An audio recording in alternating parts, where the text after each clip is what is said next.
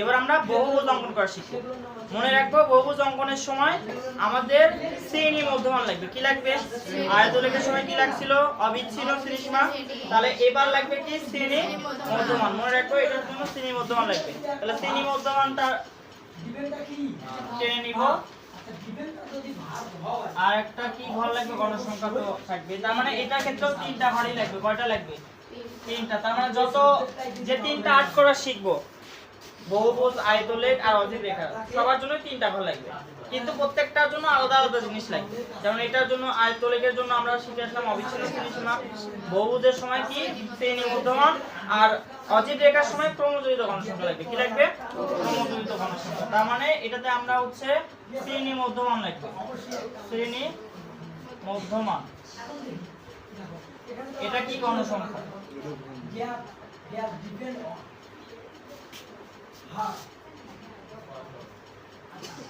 তাহলে আমরা শ্রেণী মধ্যমান কি আমরা বের করতে পারি? শ্রেণী মধ্যমান হচ্ছে দুইটা যোগ করে দুইটা ভাগ। তাহলে এটা কত হবে?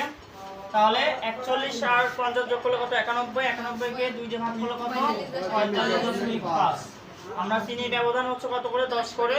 তাহলে 10 করে যোগ করে যাব। তাহলে 55.5, 65.5, 75.5, 85.5, 95 কত? আর গণসংখ্যা কত ছিল? 4, 6, 8, 12। আগের মতোই আমরা কি করব? হচ্ছে x অক্ষ বরাবর আর y অক্ষ বরাবর টান দিয়ে নিব। ঠিক আছে। কি হলো কচ্ছি?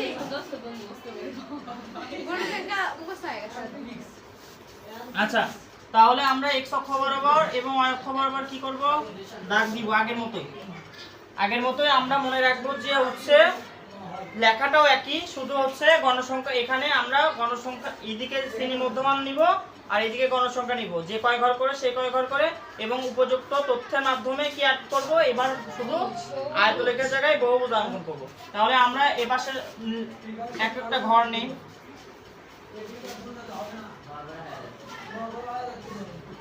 তাহলে আমরা এদিকে কি নিব? শ্রেণী মধ্যমান। তাহলে শ্রেণী মধ্যমান কত? 45.5। তাহলে এটা x অক্ষ আর এটা কি অক্ষ? y অক্ষ। 45.5, তারপরে কত?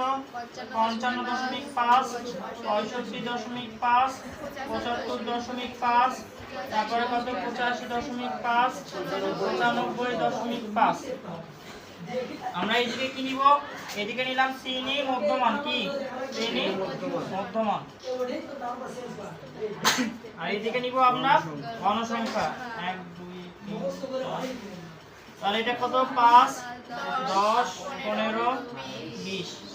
আচ্ছা, এখন আমরা প্রথমে এই ঘরে যত আছে সে বিন্দু দিব। তাহলে 4, 4 এ আমরা কি দিব? বিন্দু। শুধু এবার বিন্দু দিব, বিন্দু দিয়ে যাব। এরপর কত? 6, এটা এখানে 6। এই ঘরে কত? 6, 5 এর উপর বেশি গেল নাকি? আচ্ছা, 5 এর উপর 6। এরপর কত?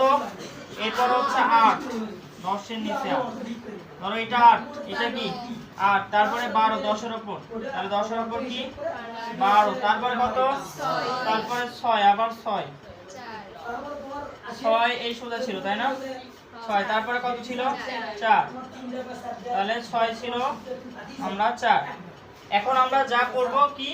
এখান থেকে প্রথম শূন্য থেকে যেটা এই পর্যন্ত ভাঙা ভাঙা চিহ্ন দিব, ভাঙা ভাঙা চিহ্ন দিব, এগুলো যোগ করে দিব, যোগ করে দিব পেন্সিল দিয়ে। যে সুতা যেটা যাবে সেই সুতা শেষেরটা অটোমেটিক যোগ করে দিব। শেষেরটা কি করব?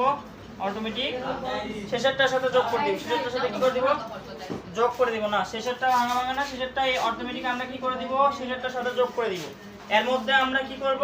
পেন্সিল দিয়ে রং করব। তাহলে আগের মতো এটা বহুভুজ। এটা কি? বহুভুজ। আমাদের চিত্র যেন উলটপালট না হয়। পরীক্ষা হলে দেখা যায় চিত্রটা বহুভুজ আট করতে হচ্ছে, আয়তলের কাজ করে রাখছি। আয়তলের কাজ করতে হচ্ছে, বহুভুজ আট করছি। বোঝা গেছে? এটার কোনো সমস্যা আছে? এটা বুঝতে অসুবিধা আছে?